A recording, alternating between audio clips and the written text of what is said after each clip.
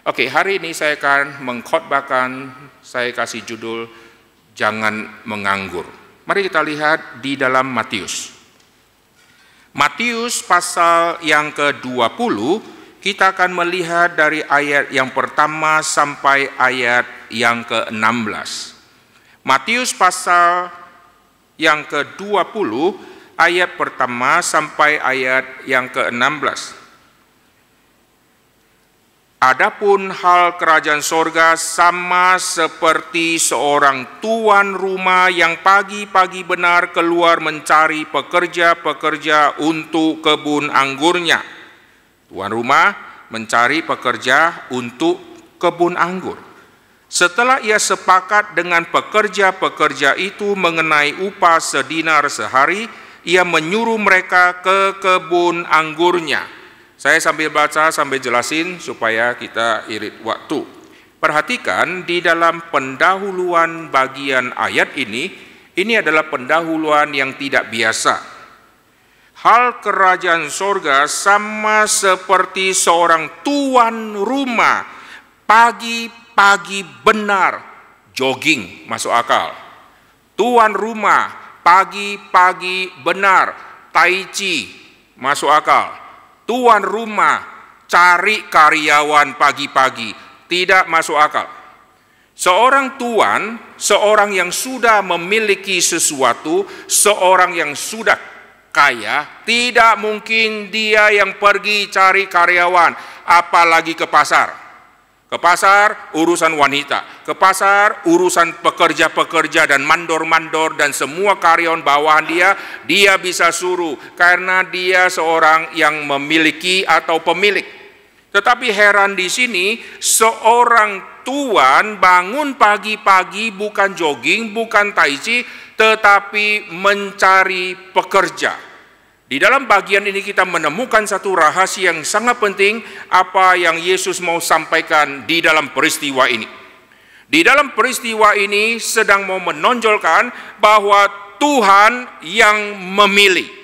Tuhan yang memilih bukan karena saya ada waktu luang. Saya banyak waktu luang, kalau Tuhan tidak mau pakai, kalau Tuhan tidak mau pilih, saya punya waktu yang luang, tidak akan bernilai kekekalan. Tetapi kalau saya punya waktu luang dan Tuhan mau pakai, atau saya tidak punya waktu luang, saya sedang sibuk, Tuhan mau pakai, maka Tuhan akan isi waktu yang Tuhan berikan itu untuk sesuatu yang bernilai kekekalan.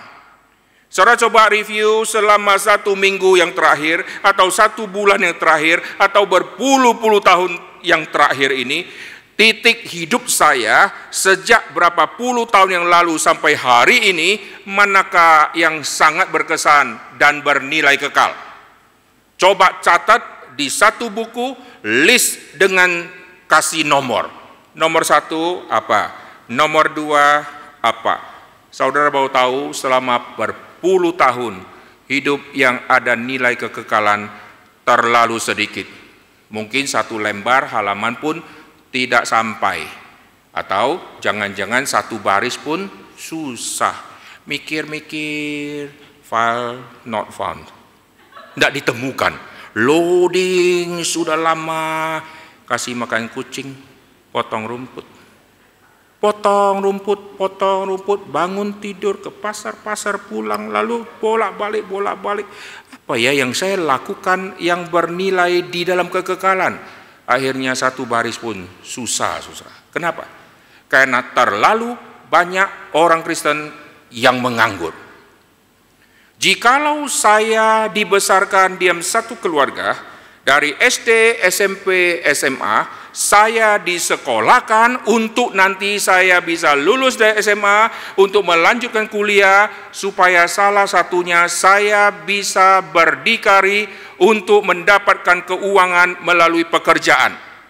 Kita harus jujur, kita disekolahkan, nanti setelah besar, selain kita dipakai untuk melayani Tuhan, kita harus bekerja. Maka semua orang kalau sudah masuk S1, lalu sudah angkatan akhir, dia melihat semua teman-teman seangkatan dia, bajunya sudah lain, kemejanya sudah lain, tidak seperti anak yang belum ada kerjaan, dia mulai minder. Kenapakah teman-teman saya semua sudah dapat kerja? Kenapakah saya belum? Maka ada keminderan di mahasiswa-mahasiswa tingkat akhir jikalau dia belum dapat kerjaan. Beda kalau dia anak orang kaya, dia tidak dapat kerjaan, dia tidak pusing karena nanti perusahaan papanya turun ke dia. Tetapi orang yang datang dari kampung, yang disekolahkan, mamanya harus bekerja keras, semua anak-anak kalau sudah semester atas, mereka belum dapat kerjaan dan belum ada kerja. Mereka malu dan mereka terus akan tanya dan gesit cari informasi. Di kampus ada mading, ada tempat di mana perusahaan-perusahaan tempelkan lowongan pekerjaan. Lalu dia setiap hari mampir dulu baru masuk ke kelas. Dia baca kira-kira yang memenuhi syarat yang mana, lalu dia coba lamar. Sampai kadang-kadang lamar sampai 30 tempat. Lalu akhirnya dipanggil untuk wawancara. Saat dia dipanggil wawancara, jantungnya berdebar-debar. Tidak dipanggil juga berdebar, kalau tidak mati dia. Berdebarnya kenceng waktu dipanggil. Setelah diwawancara dapat satu kalimat, Anda diterima kerja di perusahaan ini. Sebagai apa? Sebagai seorang yang serabutan. Apapun kau kerjakan. Aduh, terima kasih Pak, sudah terima saya. Lalu gaji yang kau minta berapa? Wah, tiba saatnya hal yang paling susah. Saya kan cari pengalaman Pak. Jadi saya tidak mementingkan gaji. Biasanya begitu kan, masih culun toh. Lalu si personalia juga pintar. Oke, cari pengalaman. Oke, saya terima kamu. Setelah kerja sebulan tidak dikasih gaji. 2 bulan tidak dikasih, 3 bulan tidak dikasih. Waktu dia datang ke personalia, kenapakah waktu diwawancara saya sudah diterima? Lalu dia sengaja pancing-pancing sampai mau bicara honor. Waktu itu kan banyak yang diwawancara, saya diterima. Nah, setelah diterima kan biasanya akhir bulan itu saya lihat teman-teman lagi kumpul-kumpul buka amplop gitu ya. Kok saya tidak ada? Intinya gaji saya mana gitu loh. Lalu personalia bilang, kau ingat nggak waktu saya tanya kamu jawabnya apa? Cari pengalaman. Ya itu, kau cari pengalaman. Ya udah, nggak usah dikasih gaji. Bukan gitu dong Pak, saya kan perlu bayar uang kos. Udah, lain kali jujur saja. Kau kerja, kau perlu honor. Nah, jangan bilang cari pengalaman, jangan tutup-tutup lah. Kau perlu makan, kau perlu honor. Ini honormu selama 3 bulan saya sudah sisihkan. Saya cuma mau kerjain kamu karena kau bilang cari pengalaman. Waktu dia terima honor dia sukacita luar biasa. Dia tidak pikir lagi kerjaan dia adalah kerjaan yang paling rendah, tetapi dia bisa diterima. Heran. Di dalam dunia sekuler, kita bisa terima kerja apa saja waktu kita belum berpengalaman. Tetapi di dalam hal rohani, kita yang semua yang sudah ditebus oleh Tuhan, kita tidak punya pengalaman pelayanan, tetapi berpuluh-puluh tahun kita pengangguran rohani, tidak pernah malu dan tidak pernah minder. Ini yang saya heran. Kekristenan sudah menuju kepada ambang keropos yang sangat mengerikan. Seperti orang yang tubuhnya berdiri tegak, seluruh tulang-tulang di dalamnya sudah keropos. Waktu di foto senyumnya, gantengnya masih bagus, di dalamnya sudah keropos. Inilah model kekristenan zaman sekarang. Waktu ke gereja, waktu tampil sebagai seorang pelayan, seperti seorang tubuh yang memiliki tubuh yang ganteng dan kekar, tetapi tulang di dalamnya sudah keropos karena selama menjadi orang Kristen berpuluh-puluh tahun dia seorang pengangguran. Di dalam bagian yang kita baca ini kita melihat Tuhan sekarang pagi-pagi dia mencari pekerja. Dia mencari pekerja, ini adalah hal yang sangat tidak lazim karena cari pekerja bisa diserahkan kepada orang yang lain. Tetapi si Tuhan yang memiliki kebun, si Tuhan sendiri yang pergi mencari, saudara. Kita diselamatkan bukan kita cari Tuhan, tapi Tuhan yang cari kita. Kita ditempatkan di rumah Tuhan, kita disuruh Tuhan untuk melayani. Tuhan suruh kita melayani melalui orang gereja.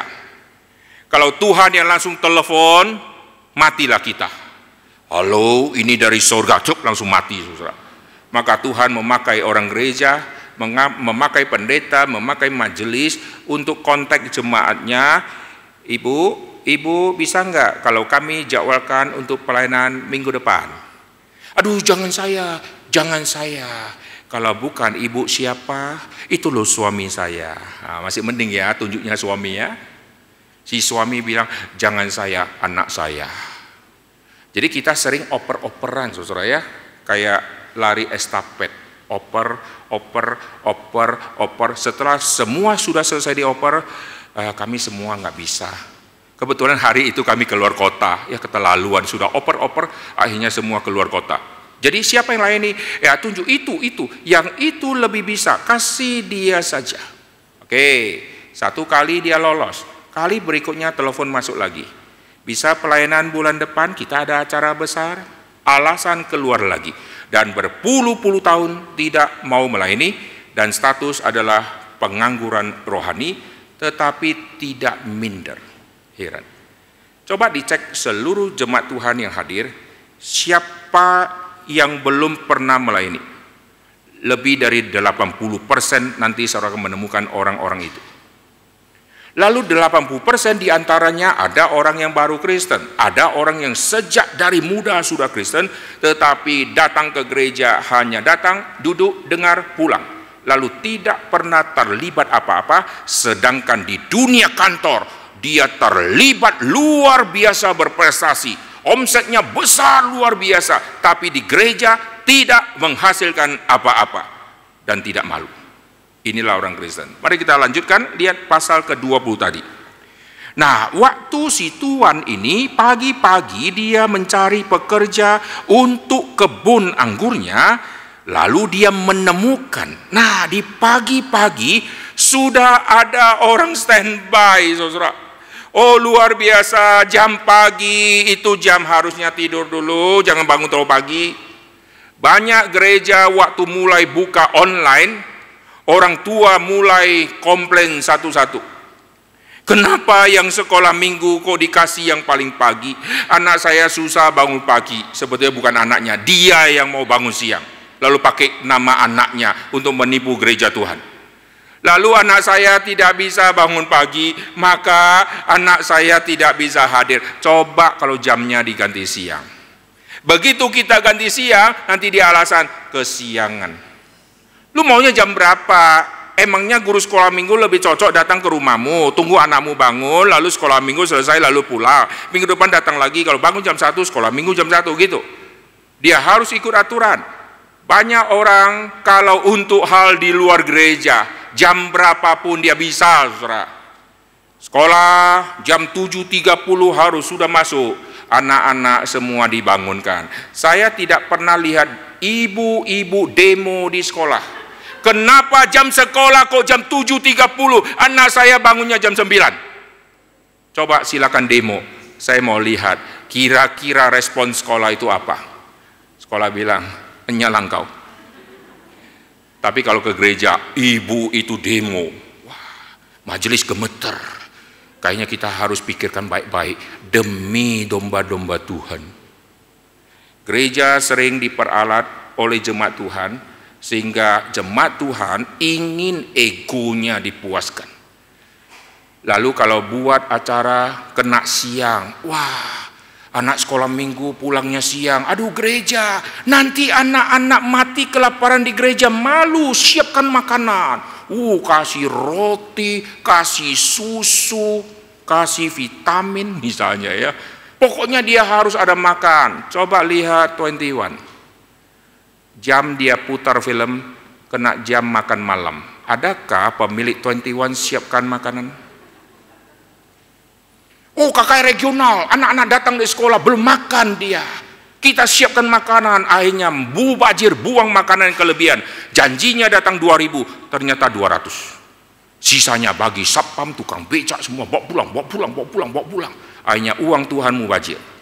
Sekolah, kalau dia adakan kegiatan pulang lewat jam makan siang, dia pesan kepada anak-anak, kasih tahu mamamu, besok kalian pulang jam 2. Bawa makanan dari rumah. Adakah ibu-ibu besok demo di depan sekolah? Tidak bisa. Anak saya kalau pulang siang Lewat jam makan harus disiapkan makanan. Nanti kalau mati di sekolah, saya shoo sekolah. Ada nggak?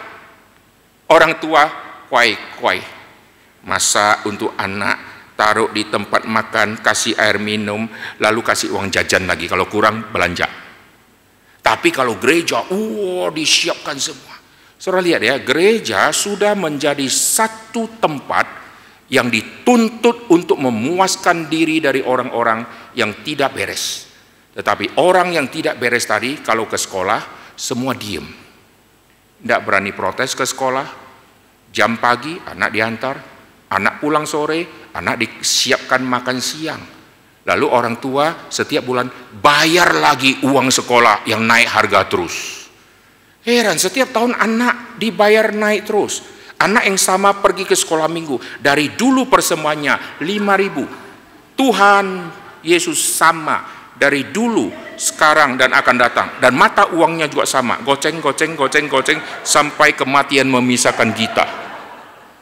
Makan di warung, dulu 15.000, sekarang 18.000, sebelah 25.000. Murah nih 18.000. Tapi kalau ke gereja, uang yang dia kasih untuk Tuhan sama konsisten sepanjang tahun. Luar biasa. Inilah orang Kristen model zaman sekarang ini. Mengerikan. Kita kalau melihat kekristenan, waduh, kalau Tuhan masih berbelas kasihan, itu anugerah. Sekarang kita kembali ya. Orang ini ada di pagi-pagi. Pekerja-pekerja ini sudah siap pagi-pagi untuk menantikan siapakah yang mau rekrut dia. Adakah orang Kristen punya hati kayak begini? Setiap saat bersedia, kapan saja disuruh, siap untuk melayani. Orang ini bisa pagi-pagi, kenapa? Kalau hari itu tidak ada orang mempekerjakan dia, maka keluarganya tidak makan. Untuk urusan perut, dia rela luar biasa, yang padahal setelah makan lapar lagi. Dan akhirnya juga kelaparan lagi. Tapi Kristus yang sudah memuaskan dahaga rohani kita, kita tidak pernah lapar dan haus rohani lagi, karena keselamatan sudah diberikan. Kita justru orang yang menolak dan tidak siap dari pagi-pagi. Kalaupun ada orang yang memanggil, lalu orang yang memanggil kalau bisa saya alihkan kepada orang yang lain saja, jangan saya. Dan status tetap pengangguran rohani dan dia bangga. Kadang-kadang saya pikir gereja perlu keluarkan KTP gereja. Pekerjaan. Pengangguran. Jadi kita tahu, kasih logo kuning, kayak Peduli Lindungi ada kuning, ada merah gitu ya. Supaya orang itu sadar, sudah berapa lama jadi orang Kristen, kartu anggota sudah 15 tahun, kenapa warnanya masih warna pengangguran? Kapan mau melayani? Orang ini sudah siap pagi-pagi, berarti orang ini bangunnya pasti lebih pagi. Nah, perhatikan pagi-pagi itu kira-kira jam berapa? Orang Yahudi mempunyai konsep menghitung satu hari itu adalah 12 jam. Mari kita lihat di dalam kitab suci, Injil Yohanes pasal yang ke-11. Yohanes pasal yang ke-11, perhatikan di ayat yang ke-9. Jawab Yesus, bukankah ada 12 jam dalam sehari? Siapa yang berjalan pada siang hari kakinya tidak terantuk karena ia melihat terang dunia ini. Bukankah ada 12 jam dalam sehari? Orang Yahudi menghitung hari siang, hari kerja itu jam 6 pagi sampai jam 6 sore. Kita kalau kerja masuk jam 8, pulang jam 5 atau pulang jam 4. Nanti hari Sabtu kerja lagi. Mereka Sabat tidak kerja, tapi kerjanya di hari lain itu adalah dari hari yang mulai dihitung jam 6 pagi sampai jam 6 sore. Itulah dihitung satu hari untuk nanti dapatkan 1 dinar untuk 1 hari. Nah, sekarang kita kembali ya, lihat di Matius pasal ke-20 tadi. Lalu terjadi semacam negosiasi gaji di ayat yang kedua setelah ia sepakat dengan pekerja-pekerja itu mengenai upah sedinar sehari, ia menyuruh mereka ke kebun anggurnya. Ada deal upah dulu, barulah orang gerak. Dunia banyak orang yang terlibat di dalam pekerjaan karena disetir oleh upah. Gereja tidak memakai cara ini. Ini yang dilema, saudara. Nanti di seminar kita akan membahas benteng-benteng penghambat pelayanan. Gereja dari dulu tidak menggunakan prinsip ini, tetapi akhirnya gereja-gereja tertentu berubah arah, mereka mengikuti cara dunia, supaya muncullah semua pekerja-pekerja yang setia, maka semua pelayan-pelayan dikasih honor. Dulu kalau kita lihat dari zaman dahulu kalah, gereja-gereja ada yang melayani, semua tidak ada satupun yang dikasih honor, kecuali hamba Tuhan. Kenapa hamba Tuhan? Hamba Tuhan menyerahkan diri, dia sudah stop pekerjaan, tidak ada lagi nafkah yang dia bisa dapat dari dunia kantor dia yang lama. Maka penghidupan dia dapatnya dari rumah Tuhan. Maka di mana dia layani, di situ dia dapat honor. Yang lain, pianis kah, asyir kah, semua guru sekolah minggu, lalu pembina remaja, semua MC, semua pemain musik, mereka layani, tidak ada satupun yang dikasih gaji. Akhirnya kita melihat kemerosotan mulai terjadi, yaitu karena tidak dikasih gaji, maka pelayanannya asal-asalan. Kantor dikasih gaji, pelayannya dia profesional. Kalau suruh dia jadi MC di dunia kantor, sebelum meeting kau nyanyi 1-2 lagu, wah dia persiapannya 2 minggu, saudara. Kalau di gereja karena tidak digaji, lalu hati pelayanan juga kurang, maka hari H baru datang ke gereja. Lagu ini apa? D. Jangan C aja, C. Oke, C. Kalau C, F. Tes. Baru latihan di 5 menit sebelumnya, saudara. Yang lebih gila lagi sudah tampil, mana lagunya? Mana? Lagu hari ini mana? Gitu ya. Baru dikasih lagunya, langsung melayani. Akhirnya memble, saudara. Pemain musik juga sama, tidak latihan dulu. Sedangkan di dunia sekuler, di bar, di diskotik, semua pemain musik, bagusnya luar biasa, sampai ke gereja fales semua. Karena kurangnya orang mengerti jiwa pelayanan. Akhirnya terjadilah gereja yang seperti itu, turun temurun, sampai tiba waktunya muncul gereja-gereja aliran tertentu, mereka merombak, mereka bayar semua pemain musik. Pemain musik yang profesional dibayar, semua yang melayani guru sekolah minggu mereka gaji, sehingga muncul semua kelompok-kelompok yang seolah-olah setia dan profesional. Tetapi di balik itu ada fee-nya, saudara. Tuhan tidak memakai cara itu. Tuhan memakai cara yang tidak ada fee untuk menyaring dan membuktikan siapa anak Tuhan yang sungguh-sungguh melayani Tuhan. Jikalau semua pelayan Tuhan dikasih fee yang besar baru rajin, maka hancurlah gereja itu. Karena gereja kalau tidak lagi bisa memuaskan fee yang dituntut, orang itu akan pindah ke gereja yang lain. Gereja orang yang melayani, lalu tidak dikasih fee. Waktu tidak dikasih fee, akhirnya semua sembarangan. Saudara perhatikan, pekerja-pekerja ini baru mau bekerja setelah sepakat fee-nya. Meskipun mereka rajin, tetapi ada uang yang mendrive mereka untuk mereka rajin. Kenapakah di gereja Tuhan tidak pakai fee itu? Tuhan memakai konsep fee yang berbeda dengan konsep dunia. Dunia memberikan gaji setelah kita menyelesaikan semua pekerjaan kita. Kalau gaji sehari, masuk pagi, sorenya gajian, baru di sore. Kalau model kita yang kerja di Indonesia atau di tempat lain, gajian baru di akhir bulan.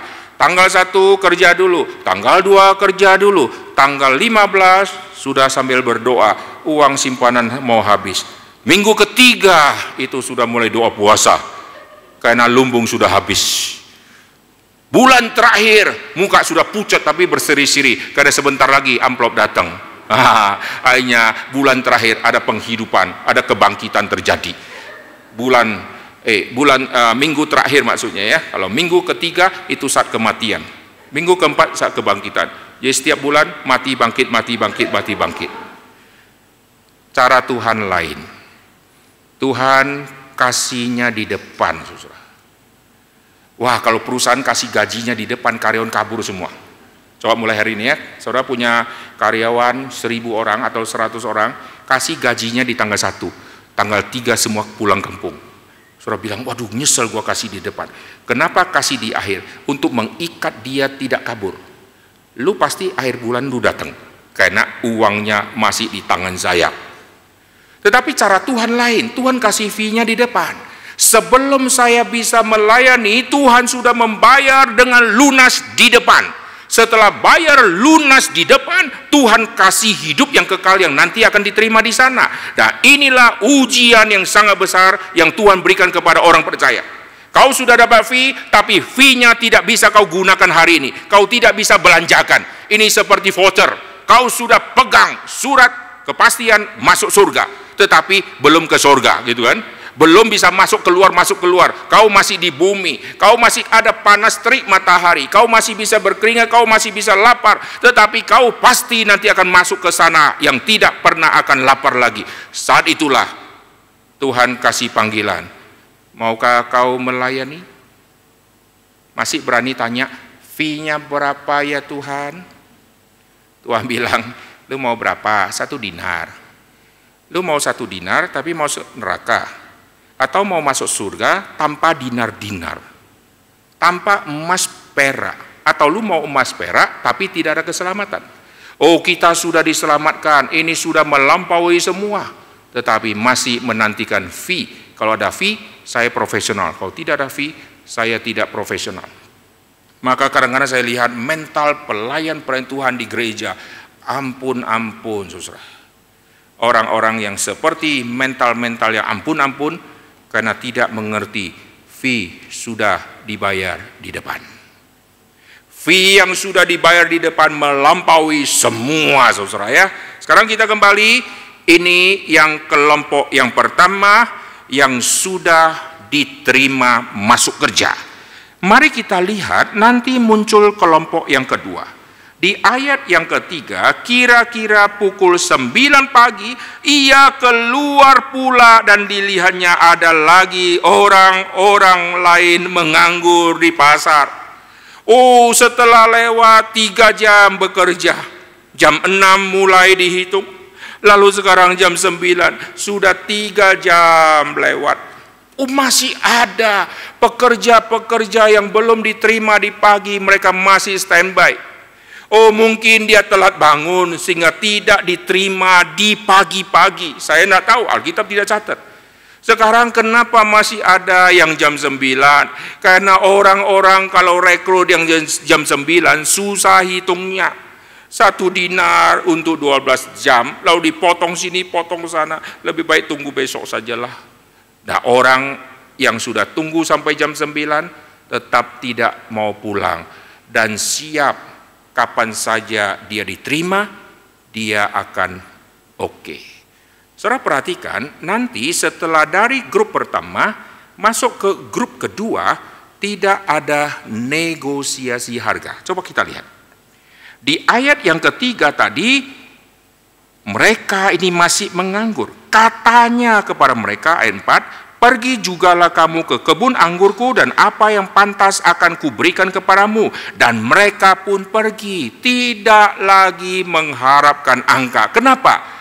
Karena aku kerja sudah jam 9 mulai, aku yang terlambat, mungkin terlambat bangun, atau mungkin aku kurang berkualitas, yang kekar-kekar semua sudah direkrut, sisa aku yang jalannya pun oleng-oleng. Tetapi masih ada yang merekrut saya. Kasih makan saja sudah cukuplah, tidak ada lagi yang namanya sombong-sombong pasang tarif. Nah, kelompok yang kedua agak mending, tidak ada bicara angka. Oh, seolah-olah mereka ini adalah pekerja yang luar biasa, tidak mempedulikan uang yang diterima. Tetapi lihat, pekerja-pekerja yang model kedua pasti yang mutunya sudah kurang. Di Indonesia ada tempat-tempat tertentu, saudara kalau lewat dengan mobil kah atau motor kah, saudara akan melihat ada banyak orang yang sudah berpakaian seorang pekerja dengan pegang cangkul duduk di pinggir jalan. Siapakah mereka? Ada yang pegang skop.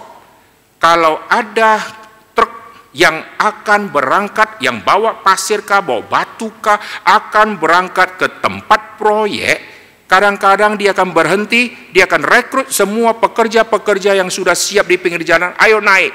Lalu dibayar per hari misalnya 100.000 atau 120.000, mereka diangkut. Dan waktu mereka diangkut, begitu sudah duduk di truk, ada rasa damai.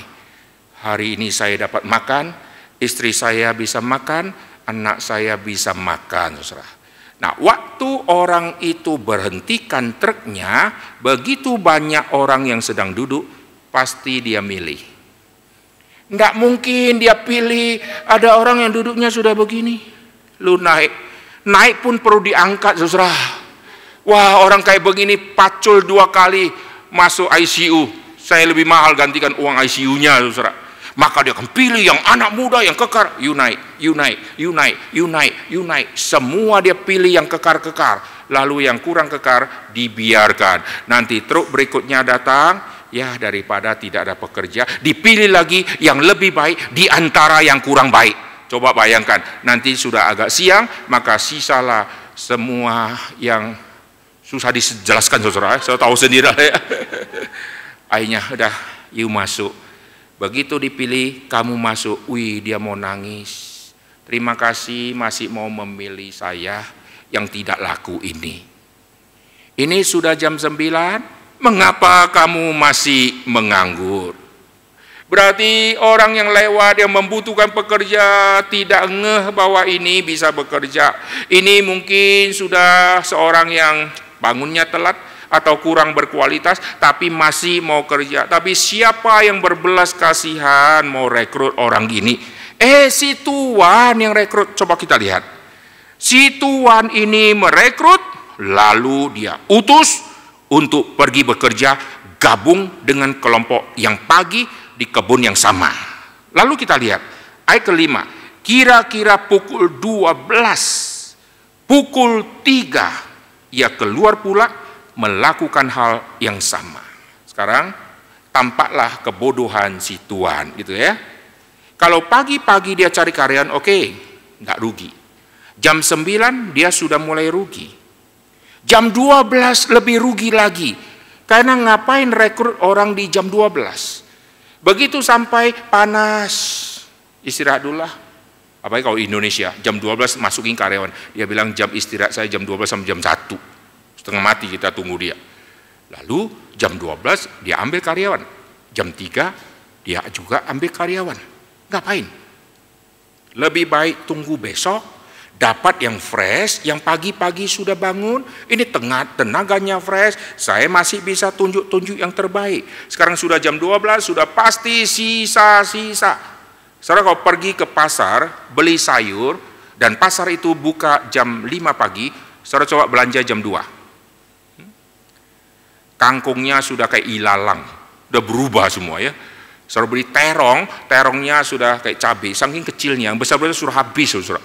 Semua yang bagus-bagus, wortel yang bagus-bagus, semua sudah hilang. Sisa yang layu-layu, yang antara makanan kelinci atau makanan manusia susah dibedain, saudara ya. Lalu semua yang sudah jelek-jelek, ikan pun yang segar-segar sudah habis. Tidak ada orang yang pergi belanja untuk mendapatkan semua yang mutu terbaik, perginya siang ataupun sore. Karena bukanya pagi, dia akan datang pagi-pagi, dia bawa semua yang fresh. Di sini kita lihat seolah-olah si tuan ini orang bodoh, tidak punya kalkulasi, tidak ngerti yang namanya rekrut. Tetapi di dalam cerita ini, Yesus mau mengajarkan apa? Nanti kita akan lihat ya. Jam 12 masih ada orang menganggur. Jam 3 masih ada. Kenapa yang jam 3 ini tidak pulang saja? Oh, orang-orang kalau sudah urusan perut, tidak ada orang rekrut pun, dia masih menunggu jikalau ada orang berbelas kasihan, saya mau bekerja, yang penting saya bisa makan. Tapi di rumah Tuhan tidak ada orang seperti ini yang punya kehausan. Mengapakah yang lain ditelepon kok saya tidak? Maka setiap hari dia duduk di samping telepon. Kalau zaman dulu masih telepon biasa, yang ding ding ding ding, yang baik puter-puter 3, balik lagi 2, seolah-olah salah karena dia balik lagi itu kan, jeret. Tidak ada orang tunggu dan tidak ada orang terus lihat handphone. Mana nomor telepon gereja kok nggak muncul-muncul? Yang ada nomor gereja, dia blokir. Telepon terus. Sudah saya bilang tidak bisa, telepon lagi, blokir dia gitu ya. Masih telepon, gua pindah gereja lain. Hampir nggak ada. Ayo jujur kasih tahu saya siapa yang terus menantikan kapan WA masuk. Nah, ada? Jujur. WA masuk, Ibu, minggu depan melayani. Langsung dia delete. Sudah dia delete, dia bilang minggu depan saya keluar kota, maaf. Jarang ada orang yang sungguh-sungguh berkata, saya sudah doa lama, terima kasih, inilah jawaban doa. Kalau nanti malam ada orang WA seperti ke gereja, sudah dengar khotbah ini. Dia pura-pura, saya bersyukur, sudah 3 hari saya doa. Omong kosong saudara ya, yang saya bicara sebelumnya ya, kalau sesudah itu berarti ada pertobatan. Kita menantikan ada kalimat itu keluar dari mulut jemaat. Tapi berpuluh-puluh tahun saya tidak pernah menyaksikan ada kalimat itu saya dengar dan saya terima. Yang ada apa? Kalau sudah dikasih pelayanan, saya lagi. Lalu kalau sudah pelayanan lama, dia bilang, saya sudah bagian yang senior, biar yang junior. Wah, kalau seperti itu, kasihan. Semua orang yang sudah senior tidak akan melayani lagi. Mereka lah pengangguran-pengangguran yang baru, saudara. Kalau saya seorang senior, saya berkata, biarlah anak-anak muda yang muncul, artinya apa? Waktu mereka muncul melayani, saya juga melayani. Bukan mereka muncul, saya diam. Kalau dia muncul, saya diam, kualitas pelayanan menjadi menurun. Karena saya senior, berarti lebih pengalaman. Saya bisa kerjakan semua. Setelah saya pensiun, ganti yang baru. Piring pecah 3 lagi. Dulu saya pecahkan 5, setelah main ini bagus, nggak pecah lagi. Sekarang masuk yang baru, pecah 3, kloset pecah, semua pecah-pecah. Setelah dia senior, dia bilang saya pensiun, ganti yang baru, pecah lagi, mimbar pecah nanti semua. Semua kesulitan-kesulitan yang dulu kita melayani, sudah kita lewati, kita sudah pengalaman. Lalu yang sudah pengalaman stop, ganti yang kurang pengalaman. Hanya gereja terus tidak pernah maju-maju, saudara. Yang baru direkrut melayani, yang sudah lama tetap melayani, amin. Ini spirit yang kita lihat di gerakan reform Injili. Semua hamba Tuhan junior melayanilah sekuat tenaga. Lalu yang harus pensiun, justru yang semua yang senior mestinya toh. Tapi lihat, yang paling senior Pak Tong pensiun enggak? Kalau dia yang paling senior, dia yang layak berkata, aku harus mundur, biar kalian saja yang melayani. Kita bilang, kami yang melayani, kami mengikuti teladan, terima kasih untuk kepercayaan. Tapi dia yang berkata seperti itu, dia lebih giat dari kita, saudara. Ini yang susah, hanya membuat kita tidak berani males. Siapa yang berani datang ke Pak Tong? Pak Tong, saya capek. Coba, kalau ada yang berani, saya mau dampingi, mau rekam kalimat pembicaraan dari mulut saudara. Saya mau upload di YouTube saya nanti ya. Saya mau rekam. Coba ulangi sekali lagi, saya rekam lagi. Dengan shotgun, nah lebih jelas lagi suaramu. Berani nggak ngomong? Setelah lihat, langsung datang pagi, langsung ke WC, kita kabur langsung, nggak berani muncul lagi. Saudara. Dia yang paling senior, dia melayani dengan lebih giat lagi. Sehingga gerakan reform bisa terus diberkati oleh Tuhan. Tapi spirit ini tidak banyak turun ke cabang-cabang. Cabang-cabang orang senior langsung hilang dari edaran.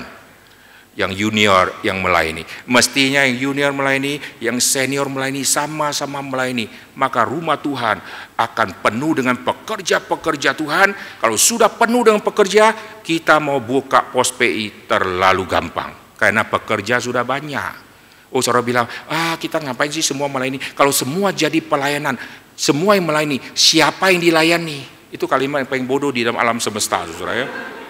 Kalau semua nanti jadi pendeta, siapa yang jadi jemaat? Itu kalimat yang lebih bodoh lagi di sepanjang zaman. Tidak pernah sepanjang zaman muncul semua orang jadi hamba Tuhan. Dan tidak pernah muncul di dalam zaman semua orang menjadi pelayan. Yang ada pekerja sedikit, tuayan banyak. Selalu begitu. Tidak pernah ada satu zaman semua orang Kristen menjadi pelayan. Yang ada pekerja terlalu sedikit. Sekarang kita kembali ya. Dari yang pagi-pagi, kira-kira jam 5 sudah ada perekrutan, mulai kerja dihitung satu hari mulai dari jam 6 pagi.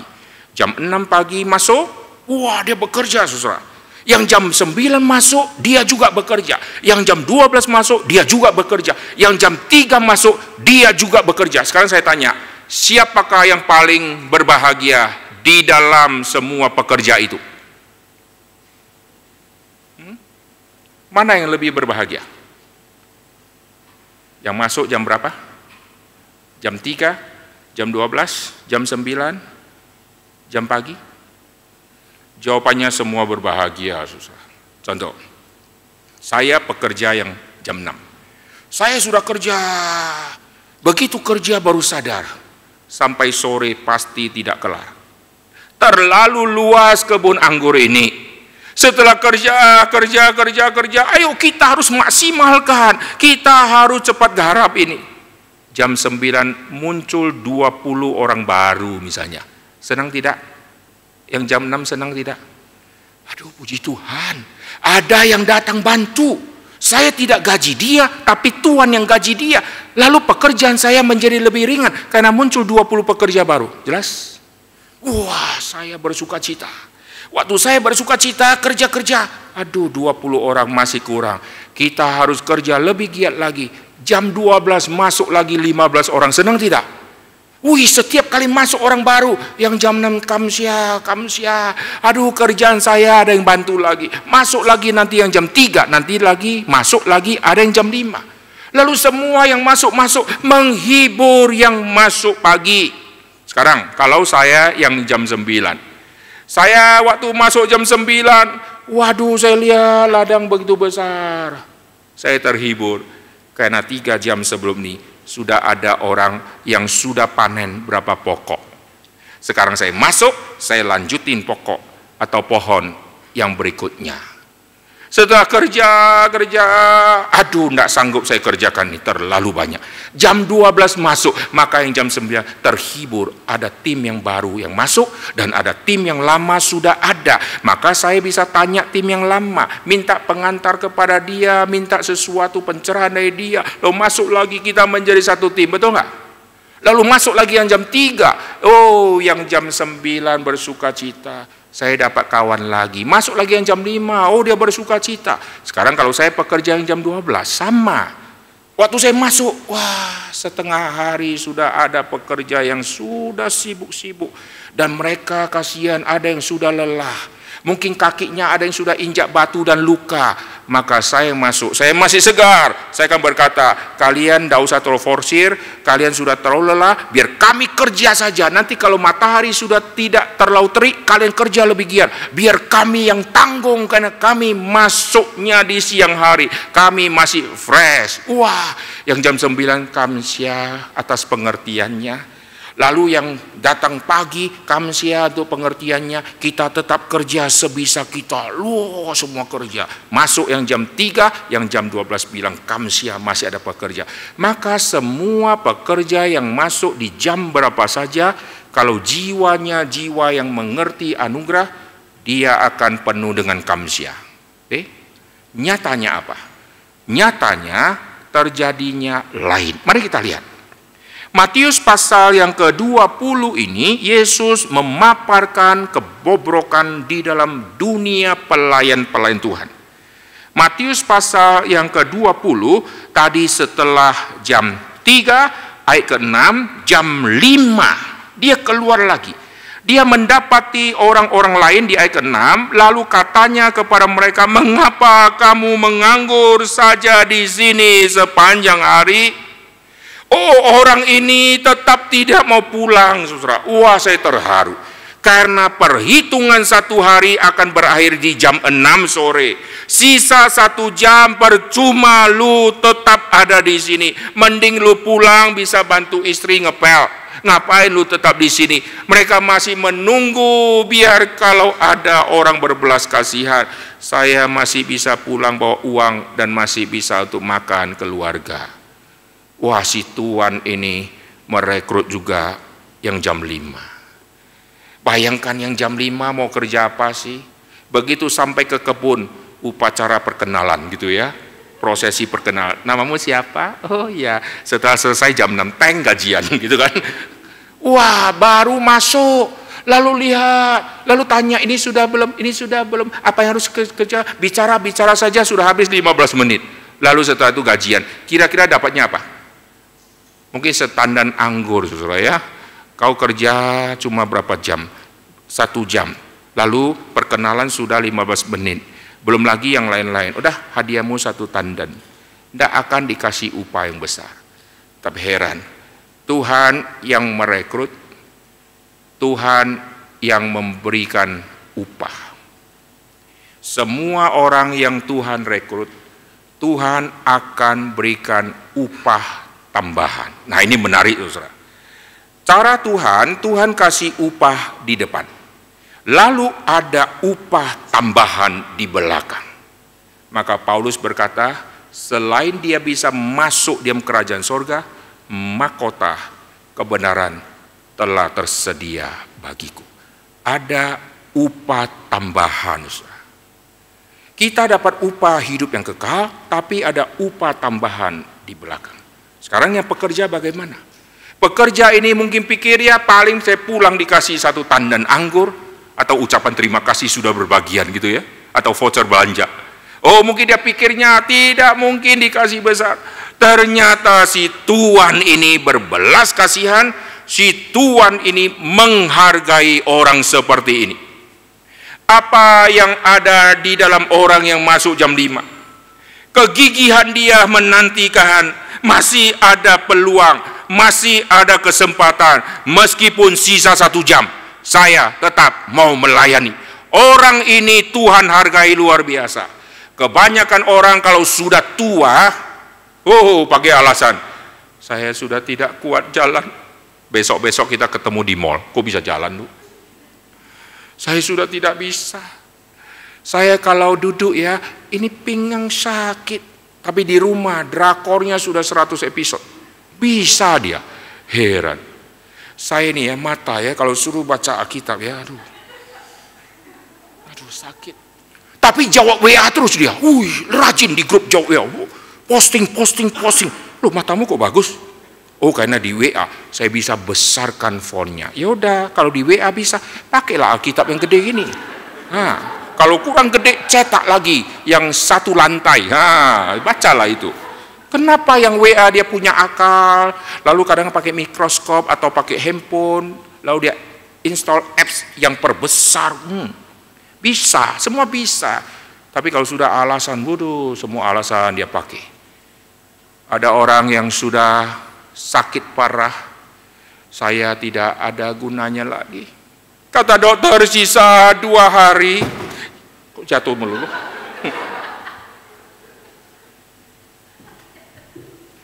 Soalnya di sini agak kecil nih. Jatuh dia. Licin dia. Alkitab kebesaran. Ini ya lubangnya kecil. Ada orang yang sakit, lalu sisa 2 hari, dokter berkata umurmu sisa 2 hari.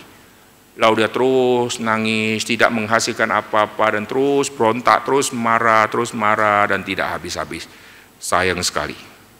Ingat, yang jam 5, masih ada kesempatan 1 jam. Gunakan yang 1 jam itu.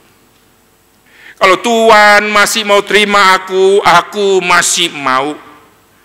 Tuhan tidak pernah membuang orang karena orang itu sudah sakit sekarang di rumah sakit.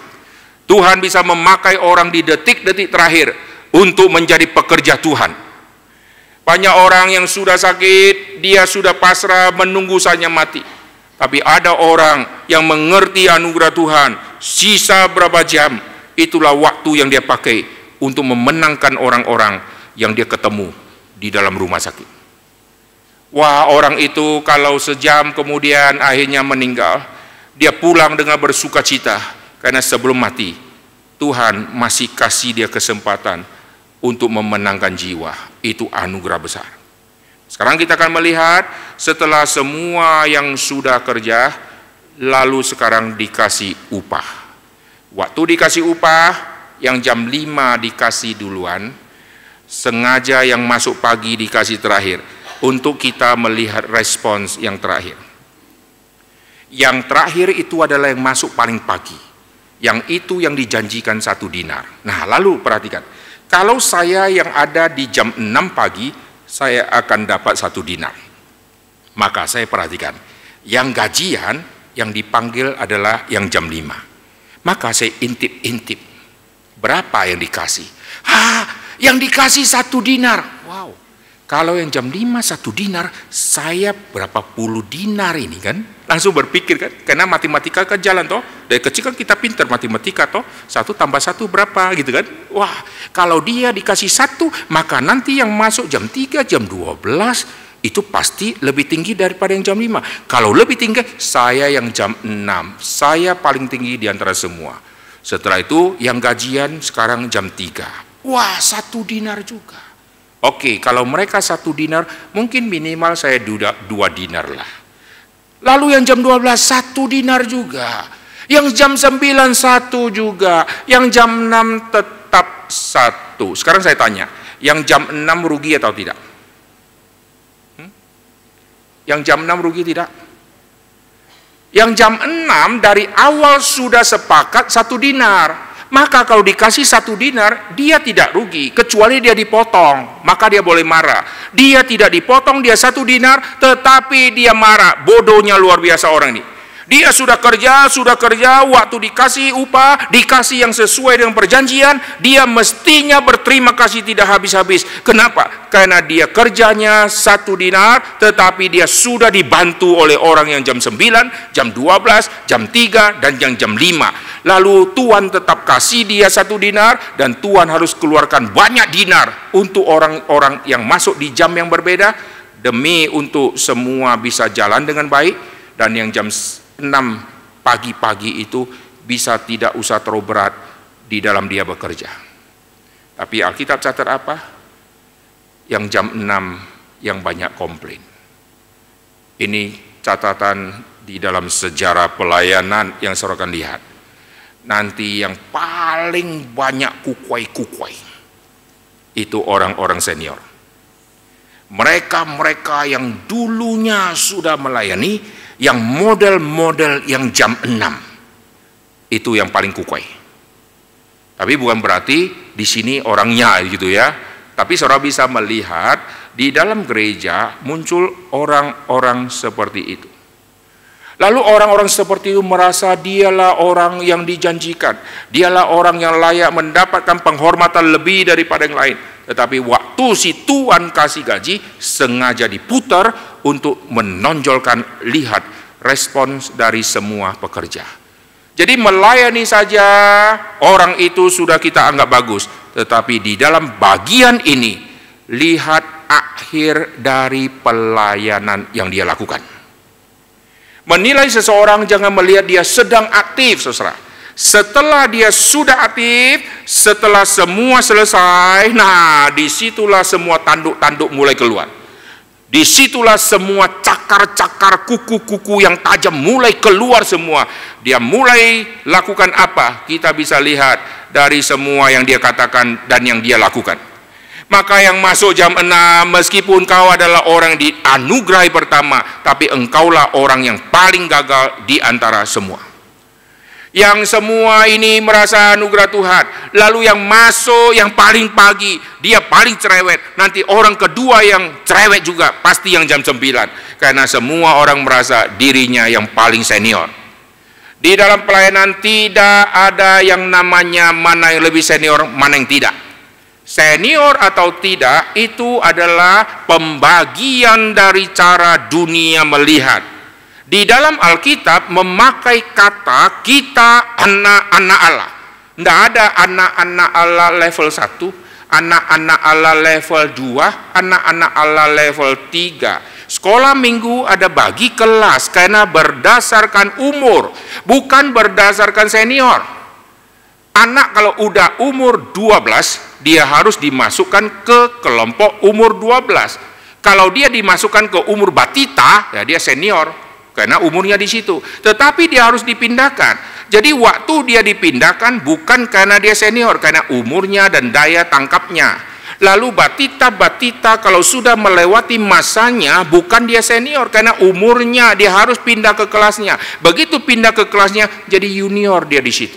Lalu setelah itu dia naik lagi. Wah, waktu dia sudah sampai kepada pemuda, bukan berarti dia lebih senior dibandingkan semua. Secara umur dia memang beranjak dewasa. Tapi kalau dia pemuda dibandingkan dengan orang tua, dia tetap seorang junior secara umur.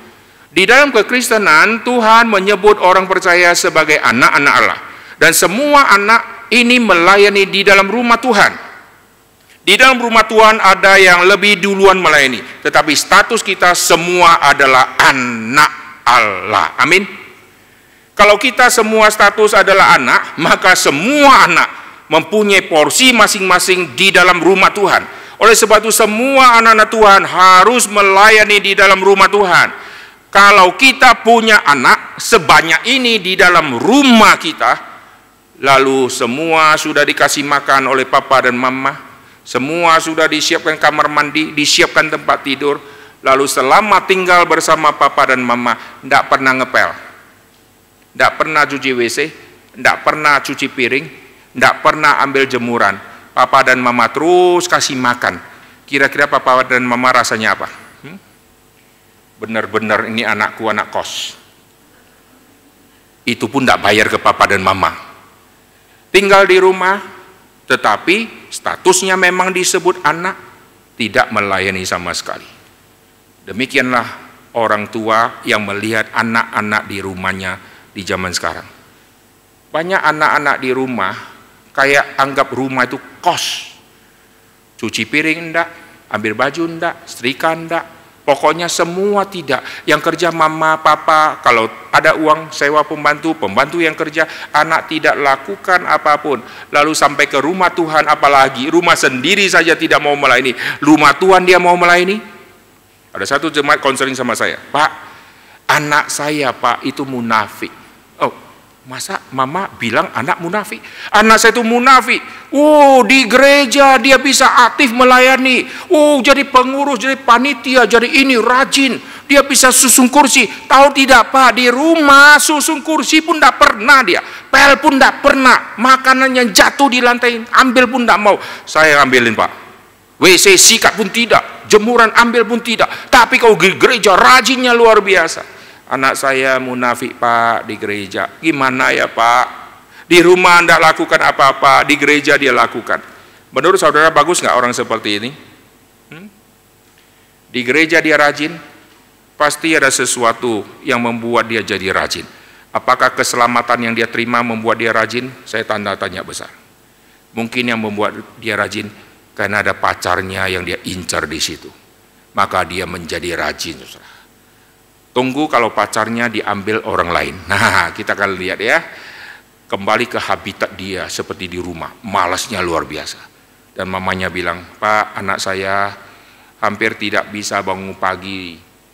Dia sekolah online, anak ini sudah kuliah ya. Tapi heran Pak, kalau ke gereja dia cepat bangunnya Pak, rajin dia. Saya lihat dia pelayanan, saya lihat dia pimpin pujian, dalam hati saya, Tuhan ini munafik semua. Saya tahu sendiri dia di rumah seperti apa. Orang tuanya sendiri tidak percaya anak ini. Bagaimana orang lain bisa percaya? Mungkin ada pacar dia yang ada di situ, maka membuat dia menjadi rajin. Oke, sekarang kita kembali, saya akan simpulkan semua ini. Jikalau Tuhan izinkan ayat ini dicatat, dan jikalau Tuhan izinkan kita mendengar pembahasan hari ini, masihkah kita menjadi orang yang status pengangguran, tidak melayani, lalu tidak malu? Masihkah kita terus nongkrong di pasar, sedangkan pelayan Tuhan dibutuhkan sangat banyak? Mengapa kita baca warta, ada kegiatan A, kegiatan B, buka kesempatan pelayanan, mengapa kita tidak ajukan diri?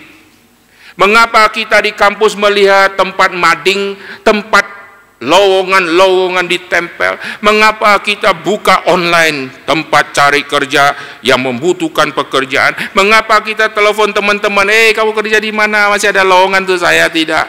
Mengapa kita rajin terus mengirim lamaran ke 20 tempat, lalu menunggu nasib mana yang panggil saya? Kenapa di gereja begitu banyak kegiatan, kita tidak calonkan diri? Pak, saya siap untuk melayani apa saja dan kapan saja. Kita tunggu ya. Mulai hari ini setelah dengar khotbah, ada WA masuk ke hamba Tuhankah, ke penguruskah, dengan isi, saya siap melayani apa saja. Nomor aktif saya yang ini. Harap hubungi saya. Kalau ada tempat, saya siap kapan saja. Kita tunggu ya. Kalau ada seperti ini, maka GRI Solo akan diberkati.